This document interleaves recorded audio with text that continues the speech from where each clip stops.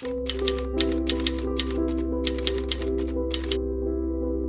Shoot video आप अब देखने जा रहे हैं, वो जब हमने शूट किया था तो ये बस्ती भरी हुई थी।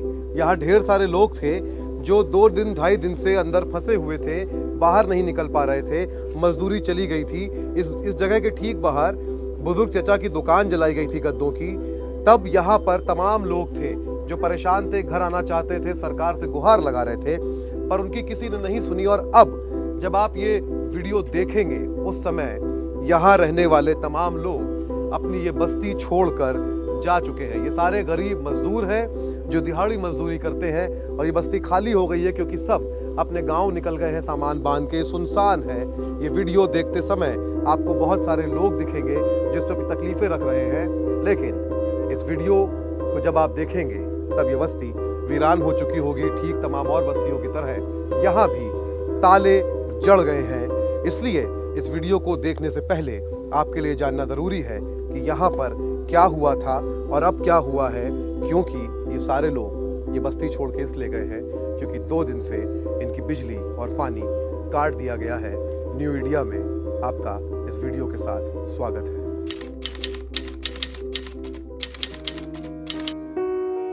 अगर भागते जाएंगे तो ऐसे भागना ही पड़ेगा। और भागने का तो हमारा हिंदुस्तान का आदमी को ये आदत है ही नहीं। हिंदुस्तान में कोई भी इंसान रहता है सर, हम आपस में, हम मुस्लिम हूँ, मगर एक बात कहता हूँ, देखिए हम 20-25 बंदा सारे हैं हिंदू आदमी, हम सारे से भाईचारा में लेके चलते हैं। और इसमें हम लोग खुद कॉलम डाला है, खुद हम लोग लोरी कास्टिंग किया, इसमें हम लोग अपना हाथ से मेहनत से किया हुआ ये बिल्डिंग बनाया है। अच्छा, जब आप लोग ये काम कर रहे थे तब किसी ने कहा कि भाई तुम मुसलमान हो क्यों कर रहे हो? उस टाइम नहीं बताया, उस टाइम कुछ नहीं था। तो मैं सबको यही बता रहा हूँ, भाई छुपना है तो ऊपर में छुपो, जंगल में कैसे छुप जा रहे हो? कि जंगल में तुम सारे छुपने से क्या हो जाएगा, मगर आदमी को तो डर है अंदर।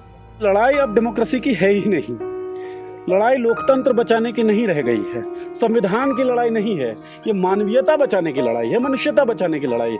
ऐसे अगर आदमी को माहौल में दुख होना पड़े तो आदमी कैसे जिएगा? ऐसे गरीब आदमी तो मर जाएगा सर। बात तो कहने का तो बहुत ही है सर, इतना बात क्या कहेंगे। सामान आपका ही है ये? अच्छा, तो बंगाल भेज रहे हैं आप लोग? क्यों भेज रहे हैं? मतलब अभी तो रहना है ना यहाँ पे? कोई गारंटी नहीं है। अच्छा, रह भी सकता, नहीं रह भी। इतना जुलूम में अगर मान लो आज 2-4 दिन हम देख सकते हैं, अगर ज्यादा जुलूम हो जाएगा तो हम थोड़ी ना मरने के नहीं रहेंगे। तो हम तो गाँव जाना है, बाल बच्चा घर पे भी है। कब से रहते थे माजिद भाई? 3 साल से। पहले कभी ऐसा? पहले तो ऐसे नहीं हुआ था। लाइफ में पहली बार सुन रहा हूँ दंगा हो रहा है हिंदू मुस्लिम हरियाणा में। ये एकदम से कैसे, मतलब भीड़ जो आई, दुकानें जलाई हैं, ये कितने लोगों की भीड़ थी? कब आई, कैसे आई? अरे हम लोग अंदर थे, आगे कोई फर्क से आग जब आग जला के चला गया तब हम लोग आके देखा आग लगी। जब यहाँ आग लगी सारे यहाँ का बंदा आतंक हो गया है। यहाँ जब आग लगा दिया तो रूम पे अगर आग लगा देगी तो हम लोग क्या करेंगे? बाँचेंगे ना मरेंगे? मर भी सकता है, इसीलिए हम लोग सब आतंक हो गया है। अच्छा, इसकी कोई गारंटी नहीं है, अगर यहाँ जला देगा यहाँ रुकने के लिए कोई आएगा? कोई नहीं तो आएगा। तो अब आप लोग सामान जैसे भेज रहे हैं, तो आप लोगों को जो जरूरत होगी यहाँ सामानों की, उसका कैसे? वो जरूरत है तो खरीद लेंगे। फिर अगर कोई जरूरत पड़ जाएगा रहेंगे तो फिर कमा के खरीद लेंगे। और अगर ये मान लीजिए जैसी जो भी चीजें चल रही हैं वो चलती रहती हैं तो चलती रहती तो इसी पे थोड़ी ना रहेंगे। तो अपना तो गांव में जाना है, गांव में भी बाल बच्चा है तो हमको वहाँ पे देखना है। यहाँ देख के तो कोई फायदा नहीं है। मान लो यहाँ हम मर जाएंगे, कुछ हो जाएंगे तो हमारे घर पे बच्चा को कौन देखेगा? वो भी तो अनाथ हो जाएगा ना फिर। तो ये मैं देख रहा हूँ, ये गेट भी आप लोगों ने जैसे बंद किया हुआ था, सर सब लोग अंदर हैं। आप लोग तो काम करते होंगे, क्या काम करते? मजदूर करती हो लेबर। तो अब बिल्कुल काम अभी रोक दिया गया है? रोक दिया है। खाना भी नहीं, राशन पानी कुछ नहीं है हमारा घर पे। अभी किसी का पास में उधार लेके आज जान पर चला लिया, सुबह से चाह पी के आए हूँ। अच्छा, तो ये जो सामान जा रहा है माजिद भाई, ये कैसे भेज रहे हैं बंगाल आप लोग? वो गाड़ी जाता है लोड करके, यहाँ से सामान लोग वहाँ भेज देंगे, वहाँ घर पे पैसा दे देगा, सामान ले जाएगा। अच्छा, ठीक है। माजिद भाई, ये जो पूरा है, ये जगह जो है, कितने परिवार रहते हैं यहाँ पे? 300 कम से कम 300 है परिवार। 300-350 परिवार। अच्छा, सब लोग जो हैं एक ही कम्युनिटी से हैं? मतलब सब लोग मुसलमान हैं? मुसलमान है, हिंदू कम है। कोई तो 100% में 90% मुस्लिम है, 10% हिंदू है। अच्छा, 10% हिंदू भी हैं। वो लोग भी आतंक में है। वो लोग भी भाग सकता है, कोई गारंटी नहीं है। अच्छा अच्छा, मजिद भाई जब ये आग लगाई भीड़ ने, उसके बाद इधर भी घुसने की कोशिश की क्या? कोशिश कर रहा था बंदा, फिर पुलिस वाला आया था, पुलिस वाला आके डॉक्टर के भाग गया। जब आग लगा दी पुलिस आ गया, तुरंत वो लोग भाग गए। और भीड़ जो थी, हम मतलब कई जगहों पे जो देश के अलग अलग हिस्सों में होता है, नारेबाजी वारेबाजी होती है, तो भीड़ नारे वारे भी लगा रही थी क्या? ना ना ना, सब अपना अपना जान लेके भाग रहा था। नहीं, मैं भीड़ की बात कर, जिसने आग लगाई उसकी बात कर रहा हूँ। वो तो हमने उतना नहीं देखा, भीड़ में आया था, वो आके तुरंत रोड पे आके आग फेंक दिया, आदमी लगा के चला गया। ठीक, बाइक लेकर आया था, लगभग 3-4 आदमी आया। वो लोग तो पहचान नहीं पाया हम लोग। जी। गुड़गांव साइबर सिटी है, ये आधुनिक शहर, और आप ये देख रहे हैं ठेले पे सामान लादा हुआ है। क्यों लादा हुआ है? क्योंकि ये लोग डरे हुए हैं, सामान चला जाएगा तो हम सामान के बिना अकेले रह जाएंगे और हमारा जाना आसान हो पाएगा। आपको बता दें कि नूह से जो आग फैली थी वो गुड़गांव तक फैल चुकी है, हरियाणा पूरा चपेट में है। ये लोग खौफ में हैं, ये लोग खतरे में हैं। इस जगह पर लगभग 300 परिवार रहते हैं, 90% मुसलमान, 10% हिंदू परिवार। ये सब लोग इतने खौफ में हैं कि सबके घर बंद हैं, मेन दरवाज़ा बंद है। इन लोगों का कहना है कि हमें नहीं पता कल क्या हो जाएगा, और इस कारण से हम कम से कम सामान अपना भेज रहे हैं, ताकि अगर हमको भागना पड़े तो हम अकेली जान को लेकर भाग जाएंगे। क्या ये देश बनाने का ख्वाब हम लोगों ने कभी देखा था? सियासतदान जब बात करते हैं मुसलमानों की और जब बात करते हैं सबके साथ की, तो ये सबका साथ है क्या?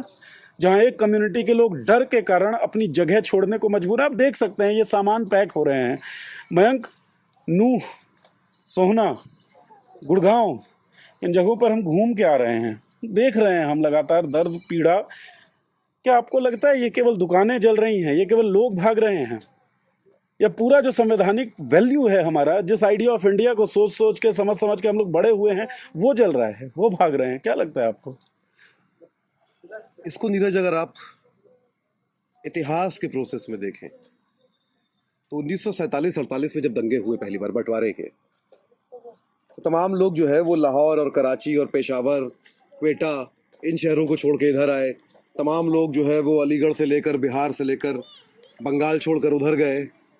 एक पूर्वी बंगाल बना, पूर्वी जो बांग्लादेश आज है, पूर्वी पाकिस्तान और पाकिस्तान, और एक पश्चिम बंगाल, और फिर वहाँ पर हिंसा हुई पूर्वी पाकिस्तान में, और उन्होंने माइग्रेशन शुरू किया भारत में, और उसके बाद बांग्लादेश बना। क्यों बना? क्योंकि वहाँ भी सांप्रदायिक हिंसा हो रही थी। अब इस तरह से आप देखते हुए आए, तो ये जो हम चारों तरफ ये जो ऊंची ऊंची इमारतें हम देख रहे हैं, तमाम मतलब हमारे ठीक सामने आप देखिए, कुछ नहीं तो 40 मंजिल की इमारत होगी, ठीक है। पीछे एक क्लॉक टावर है। गुड़गांव की पहचान है ये ना। ये क्या दिखाता है? ये दिखाता है कि इस देश में बहुमंजिली गगनचुंबी इमारतों, अंग्रेजी में कहते हैं स्काई स्क्रैपर, स्काई स्क्रैपर्स का एक जाल बिछा के इन्होंने इस देश का विकास कर दिया है। अब इन्हीं इमारतों के नीचे, यहाँ पे झुग्गियां हैं, इन इमारतों के नीचे, ठीक, ये इमारतें बनाई किसने? इन लोगों ने, जो इन झुग्गियों में रहते हैं, उन्होंने इमारत बनाई है। गोरख पांडे की कविता है जिसमें वो मजदूरों से कहते हैं कि आपने ये आलिशान भव्य महल बना दिया जो हमारे लिए सुख सुविधाओं से भरा हुआ है, नमस्कार, अब आप जा सकते हैं। आपकी क्या मजाल कि आप इसमें रहने का सपना देखें, आपकी क्या मजाल कि आप इन बगीचों में घूमें, तरण तालों में नहाएं, आपका काम पूरा हुआ, आप जा सकते हैं। ये जो हम यहाँ पे देख रहे हैं, ये उसका मेटाफराइजेशन है, ये वो पर्सोनिफाई हो गई वो कविता। इन्होंने ये इमारतें बनाई, यानी कि जो गुड़गांव आपको चारों तरफ दिख रहा है खूबसूरत। मैं चाहूंगा हमारी साथी कशिश जो है, अगर वो पीछे की स्काई स्क्रैपर का विजुअल दिखा पाए, और ठीक पीछे कशिश अगर आप इधर आए तो यहाँ पे ये क्लॉक टावर दिख रहा है दूर, बहुत ऊंचा सा। आप इसको अगर दिखा पाए पीछे की तरफ, ये जो बिल्डिंग है AIPL, ठीक है, ये जॉय स्ट्रीट AIPL के, वो क्लॉक टावर दूर से दिखता है। ये सारी बिल्डिंग्स जो हैं वो इन लोगों ने बनाई, यानी कि ये शहर उन्होंने बनाया। लेकिन अब इस शहर में इनके लिए जगह नहीं है। इस शहर में इनकी दुकानें, इनके घर जलाए जाएंगे। अब आप ये देखिए, ज़्यादातर लोग बंगाल से हैं और कुछ लोग बिहार से हैं। ये हज़ारों किलोमीटर दूर से यहाँ पे आए, इन्होंने ये शहर बनाया। अब ये वापस अपना सामान हज़ारों किलोमीटर दूर भेज रहे हैं। अब ये वापस कब लौटेंगे ये तो नहीं पता है, लेकिन ये भी नहीं पता है कि इनकी रोजी रोटी का क्या होगा। क्योंकि अगर वहाँ होती जहाँ से आए हैं, मालदा, इस देश के मालदा इस देश के सबसे पिछड़े जिलों में से है, जहां सबसे ज्यादा गरीबी है। बंगाल के 2 जिले हैं, वहां से कुछ लोग ईंट के भट्टों में काम करने के लिए पंजाब जाते हैं और खेतों में काम करने के लिए, कुछ लोग गुड़गांव जैसी जगह आ जाते हैं, कुछ लोग आगे सोहना चले जाते हैं, कोई ईंट के भट्टे में काम कर रहा है, कोई बिल्डिंग में काम कर रहा है, कोई छोटी सी दुकान चला रहा है।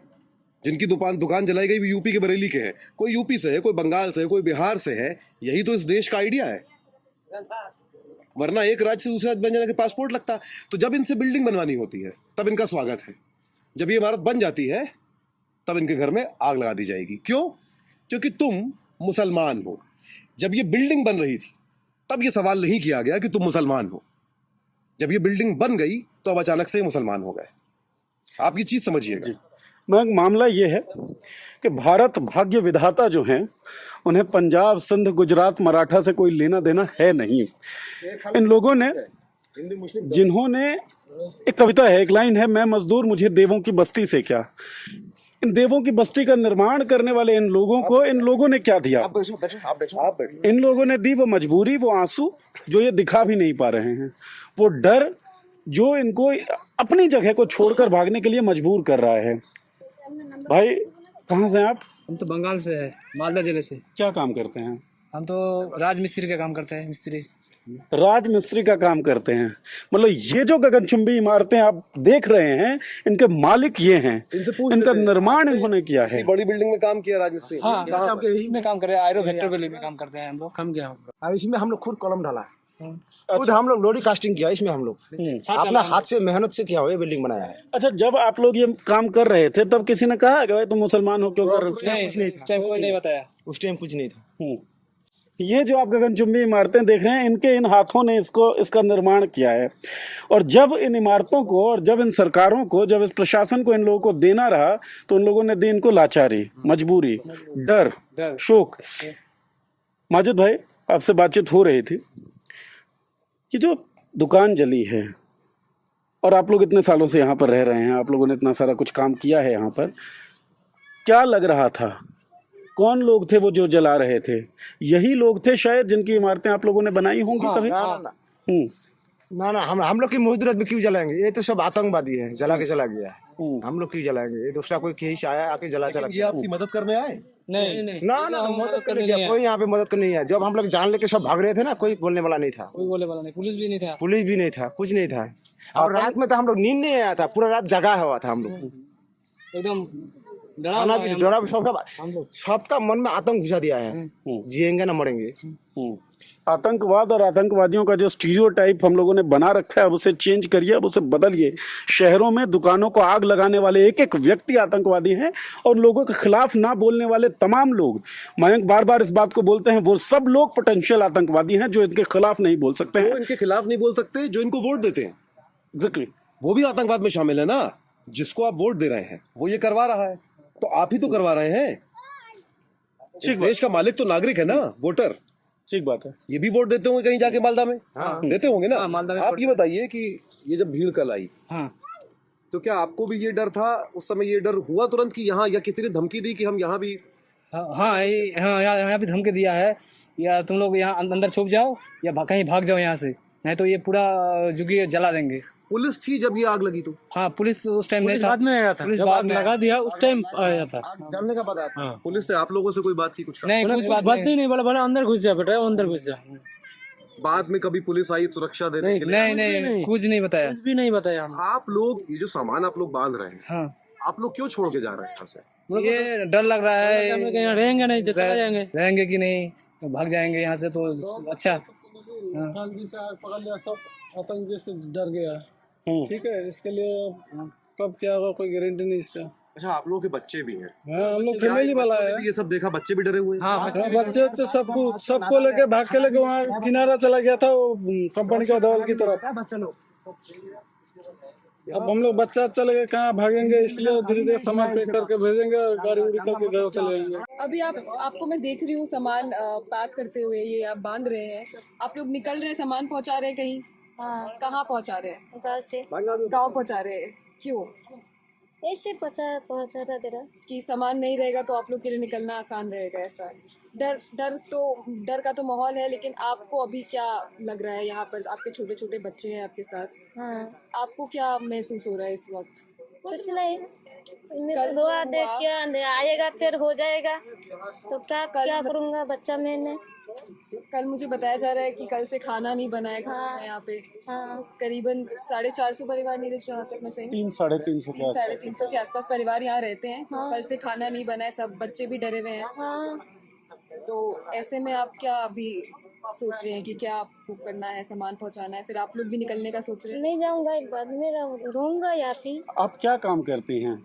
यही लेबर ही काम कर रही। लेबर का ही काम करती हैं। अब तो अभी तो कर नहीं रही होंगी क्योंकि अभी नहीं, तो कल से काम पे नहीं जा रहे हैं। नहीं आप ये सामान खुद नहीं जा रहे हैं, सामान क्यों भेज रहे हैं? सामान भेज रहा है, रहूँगा यहाँ पे। क्या सामान इसलिए भेजा जा रहा है कि डर है कि कहीं यहाँ पे भी आगजनी है, ऐसा कुछ ना कर दे? हाँ हाँ कल जैसे यही है। आप समझ रहे हैं नीरज की सामान बचाया जा रहा है जान जोखिम में डाल के।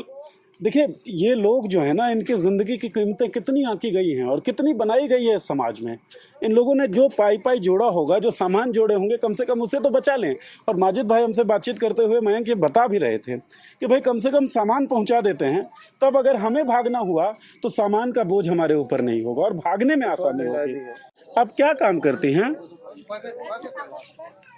क्या काम करती हैं आप?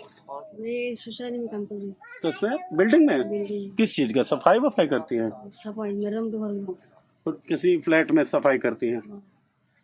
हाउस हेल्प का आप काम करती हैं, सफाई करती हैं। मयंक, ये वो लोग हैं, इन बड़ी बड़ी इमारतों का निर्माण इन लोगों ने किया। इन बड़ी बड़ी इमारतों को रहने लायक जो बनाते हैं, जो सफाई करते हैं, वो सफाई करने वाले लोग ये लोग। तो ये जब दुकान जलाई गई, डर लग रहा था? तो लगेगा ही। जिन लोगों के जिन बिल्डिंग्स में आप काम कर रहे हैं, उन लोगों ने कोई बातचीत करने की कोशिश की क्या फ़ोन के ऊपर, या कैसे भी बातचीत की? तो आप लोगों का कुछ नहीं होगा, आप लोगों के साथ हम हैं, ऐसा कुछ फ़ोन आया है आप लोग जिनके यहाँ काम कर रहे हैं उनके तरफ से? मैं तो फोन किया था, बोल रहा बच्चा के रहना है, बच्चा को संभाल के रहना है, किया था। हाँ, क्या बोला था? फोन किया था मैडम ने, बोल रहा बच्चा को संभाल के रखना है, अच्छा से वो ध्यान से रखना है, ऐसे क्या था। और क्या करेगा वो लोग? अच्छा, और कुछ मदद जैसा कुछ नहीं ना? ठीक है, अच्छे से रहिए, संभल के रहिए, ये बात इनसे बोली गई है। भाई, आप लोगों ने जैसे बताया, ज़्यादातर आप में से जो लोग हैं वो राजमिस्त्री का काम या मजदूरी कर रहे हैं।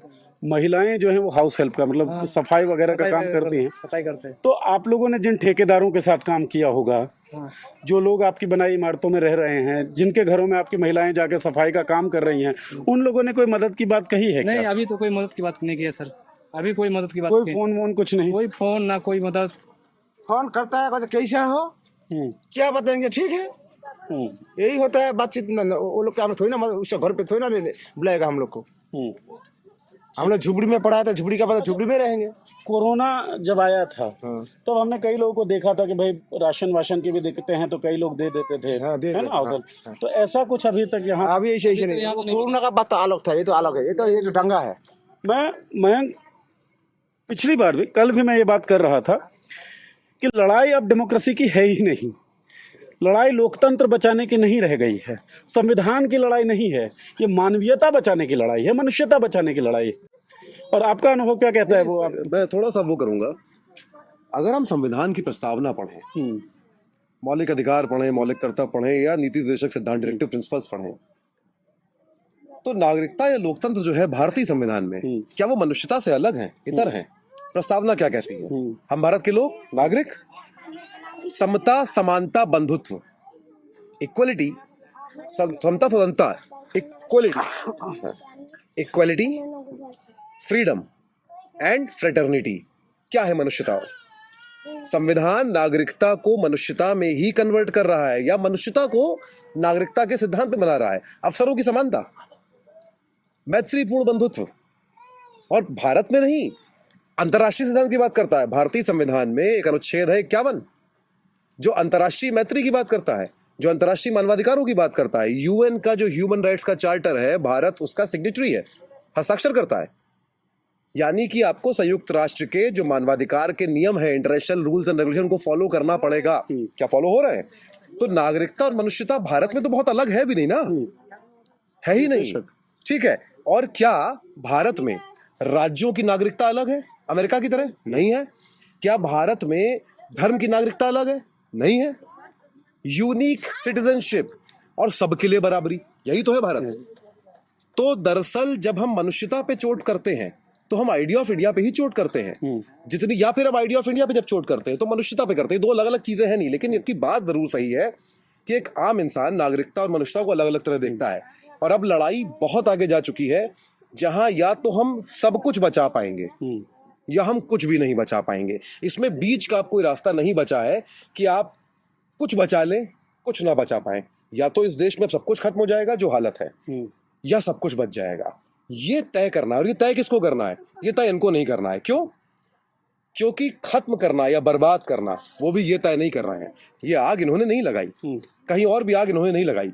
जो ये आग लगा रहा है एक, जो इस आग के समर्थन में है दो, जो इस आग को लगवा रहा है तीन, और जो इस आग को देखकर चुप है, कुछ नहीं बोल रहा है। इन चार लोगों को तय करना है कि सब कुछ बचेगा या सब कुछ खत्म हो जाएगा। और जो इस आग को देखकर चुप है, ऐसा नहीं है कि ये आग उनकी ऊंचे अपार्टमेंट तक नहीं पहुंचेगी। वो यहां से निकलेंगे ना, ऑफिस तो जाएंगे, बाजार तो जाएंगे, सड़क पे तो निकलेंगे।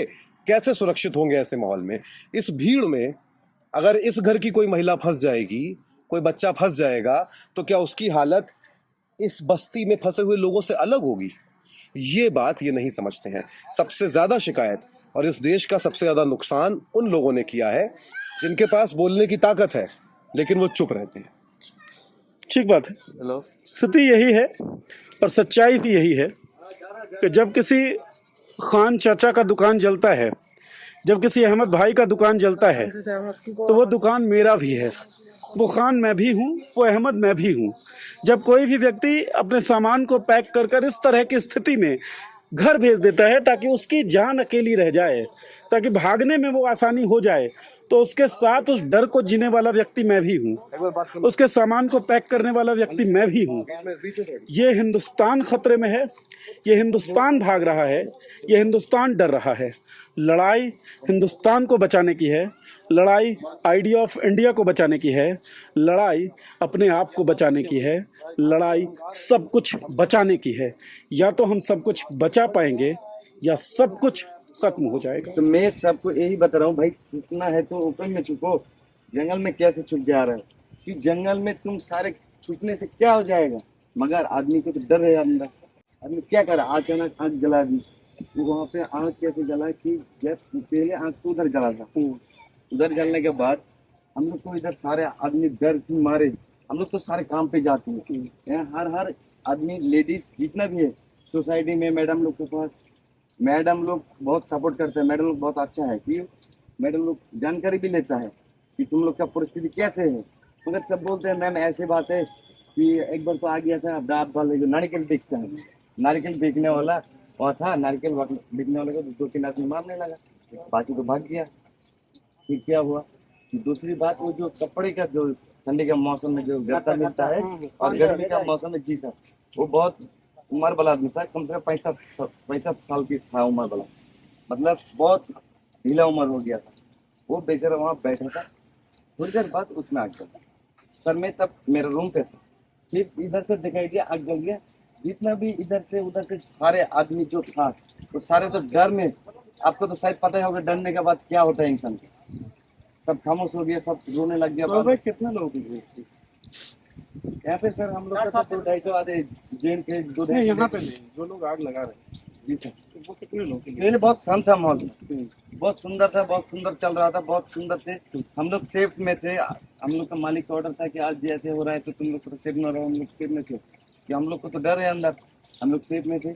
बाकी आपका अचानक ये सब काम हुआ, वो भी रोड में ही हुआ जो कि हम लोग तो उसमें जा नहीं सकते थे।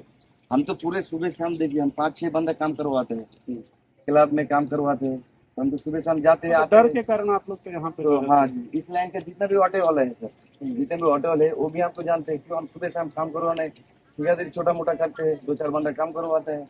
तो कल तो हम नहीं जा पाया ना, डर नहीं कारण में, तो तुम पे था सुबह भाई। तो जो आप लोगों की जगह जब हम आते हैं तो गेट बंद था, आप बता रहे थे इधर भी कोई गेट है वो भी बंद है। देखो सर, आज की बात बोल रहे हैं आप? देखो जैसे काल का पूरा हिंसा हो गया सर, इसी काल शाम से हमारा जो जमीन का जो मालिक है सर पूरा घेर दिया, क्योंकि हमारा आदमी का तो किसी को अत्याचार हिंसा ना हो। और मालिक ने बोलते अगर बाहर जाएगा तो किसी को मार देगा, कोई मर जाएगा, हमसे बिना नहीं है। इसलिए काल शाम आदमी के अंदर सब हम लोग खड़ा हो जाते। मुकेश भाई और सुहेल भाई, देखिए आप लोग का डेली कमाना डेली खाने वाला काम मजदूर आदमी सर, सब मजदूरी सर, तो ऐसे जो बंद हो जाएंगे तो दिक्कत और भी होगी। हम लोग मर जाएंगे सर इधर। हम लोग क्या करेंगे? अभी काम बंद हो तो हम लोग बाल बच्चा लेके मर जाएंगे। क्या करेंगे? क्या खाएंगे हम लोग? क्या खाएंगे? सुहेल भाई, अभी हमने देखा कुछ लोग जो है सामान भी भेज रहे हैं, जी सर, है ना? जी सर। तो ये क्यों? सर देखिए, सामान आदमी डर की मारे भी भेज रहा है। कोई आदमी सोच रहा है आगे दिन ना टाइम मिले ऐसे।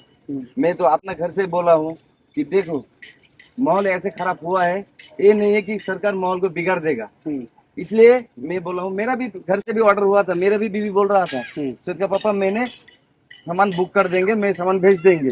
मैं बोला सोच का मम्मी ऐसे लॉकडाउन में ऐसे ही हुआ था, सब आदमी जुग्गी से हट के डर की मारे बाल बच्चा खाली पैर में गया था। सबको दुनिया ऑल इंडिया को मालूम है ये चीज, ऑल इंडिया को मालूम है सर। दूसरी बात, ये बात हम बीबी को दूसरी बात आजमाया। मेरा एक दुकान था छोटा सा, मेरा एक छोटा सा मिठाई का दुकान खुला था मैं वहाँ पुराना जुग्गी में। मेरा मेहनत का पैसा था वो, बिल्कुल चौक से कमा कमा के कस्सी चला का पैसा था वो मेरा। वो पैसा का मेरा संपत्ति टूट गया लॉकडाउन में, सब भाग गया। मैं उस टाइम सारे आदमी चला गया सर। मेरा एक ही कहना था सर, मेरा बीबी बच्चों को भी भेज दिया सर। मगर मैं ये बोला हूँ सोच के मम्मी, जब यहाँ मैं प्रतिष्ठान खुला हूँ, मान लो कि 20,000 का ये मेरा कमाई का पैसा का सामान है, ये मेरे लिए बहुत बड़ा सामान है मेरा पास सर, वो बहुत बड़ा सामान है। तुम जाओ, हम यहाँ मौजूद खड़ा रहेंगे। हम ये नहीं है कि हम पीछे पीछे सबके साथ भागते रहेंगे। अगर भागते जाएंगे तो ऐसे भागना ही पड़ेगा। आज भागने का तो हमारा हिंदुस्तान का आदमी को ये आदत है ही नहीं है। हिंदुस्तान में कोई भी इंसान रहता है सर, हम आपस में, हम मुस्लिम हूँ मगर एक बात कहता हूँ, देखिए हम 20-25 बंदा सारे हैं हिंदू आदमी, हम सारे से भाईचारा में लेके चलते हैं। अभी इसी बार मेरा बकरा ईद थे सर, मगर फिर भी हम उसको बकरा का मीट नहीं दे पाया। उल्ला बस सब्जी मंडी से मैं मीट खरीद करके, मेरा वो दोस्त लोगों को कैफे में थे जिन लोग खाना बनाते हैं सर, मैं वो कैफे का पूरा काम किया हूँ सर। उस कैफे में आदमी से हमारा जानकारी हो गया सर, वो मालिक से जानकारी हो गया। मैं क्रिकेट ग्राउंड का, जो क्रिकेट ग्राउंड होता है सर, उसका सजावट करता हूँ, मिट्टी का लेवलिंग फिनिशिंग ये सब देखभाल करता हूँ। ये सारे चीज में काम कर, जिम क्लब में काम करता हूँ सर, यही सब मेरा जिंदगी का काम है। मगर एक चीज ये आ रहा है कि ऐसे अगर आदमी को माहौल में दुख होना पड़े तो आदमी कैसे जिएगा? ऐसे गरीब आदमी तो मर जाएगा सर। बात तो कहने का तो बहुत ही है सर, इतना बात क्या कहेंगे, कहने का कोई मतलब ही नहीं है। सबको दिखाई दे रहा है और सब समझदार है, समझ भी रहा है। लगभग 300-350 परिवार यहाँ रहते हैं, 90% मुसलमान परिवार हैं, 10% हिंदू परिवार हैं। इनका आइडिया क्या है? इनका आइडिया वही है जिसे हम टेक्स्ट बुक में पढ़ पढ़ कर बड़े हुए। इनका आइडिया वही है जो कहता है हिंदू मुस्लिम सिख ईसाई आपस में भाई भाई। सर मेरा पास देखिए यहाँ 7 रूम है, मेरा हिंदू भाई का, हिंदू दीदी का। इधर में देखिए मेरा लेफ्ट हाथ में देखिए, इधर 5-6 रूम है। देखिए मैं अकेला इंसान उन लोग का बीच में जी रहा हूँ सर। आज से नहीं सर, 2-3 साल से यहाँ एक साथ हमारा सब। अगर गैस देखिए, हम गरीब आदमी 300 रुपए का गैस लेके आते हैं, कभी गैस खत्म हो गया, सब्जी हमें गर्म करना है, कैसे करेंगे? देख रहा हूँ दीदी का चूल्हा जल रहा है, दीदी थोड़ा सब्जी गर्म करके दो, दीदी मुझे सब्जी गर्म करके देते हैं। तो जो जब सब देखिए जो अच्छा कर्म करते हैं ना, उसके लिए तो बोलना चाहिए। इनका आइडिया क्या है? आइडिया है इनका आइडिया ऑफ इंडिया वाला, वो आइडिया जो हम टेक्स्ट बुक में पढ़ पढ़ कर जिसे हम बड़े हुए हैं। इसी आइडिया के थ्रू ये देश बना, और अगर ये देश रहेगा तभी तक रहेगा जब तक ये आइडिया ऑफ इंडिया जीवित है। अगर आप चिन्हित करके मुसलमानों की दुकानों को जलाएंगे, उनको मारेंगे, उनको पीटेंगे, उनको प्रताड़ित करेंगे, कुछ बचे या ना बचे, हिंदुस्तान नहीं बचेगा, आइडिया ऑफ इंडिया नहीं बचेगा। आप मुसलमान को नहीं जला रहे, आप मुसलमानों की दुकानों को नहीं जला रहे, आप जला रहे हैं आइडिया ऑफ इंडिया को, आप जला रहे हैं इंडिया की आत्मा को। इसलिए जिन जिन लोगों को देश से प्यार है, देश से प्यार बहुत चलता है, ये स्लैंग बहुत चलती है, नारेबाजी। अगर आप लोगों को देश से प्यार है तो आपको देश के एक एक घटक से प्यार है, आपको देश की एक एक सिद्धांत से प्यार है, आपको देश के आइडिया से प्यार होगा। और अगर देश के आइडिया से आपको प्यार है तो आप नफरत के खिलाफ, हिंसा के खिलाफ बोलेंगे। आप इन तमाम लोगों के साथ, सोहेल भाई, मुफीद भाई, माजिद भाई, तमाम अहमद भाइयों के साथ, तमाम खान चचाओं के साथ बोलेंगे, उनके पक्ष में बोलेंगे। अगर आप नहीं बोल रहे हैं तो आइडिया ऑफ इंडिया के हत्यारे वो तमाम लोग तो हैं ही जिन्हें हमने अकाउंटेबिलिटी दी, जिन्हें हमने चुना। हम सब भी हो जाएंगे, आप सब भी हो जाएंगे। लड़ाई निजी लड़ाई है, अपनी लड़ाई है, अपने आप को बचाने की, ताकि देश बचा रहे, ताकि आइडिया ऑफ इंडिया बचे।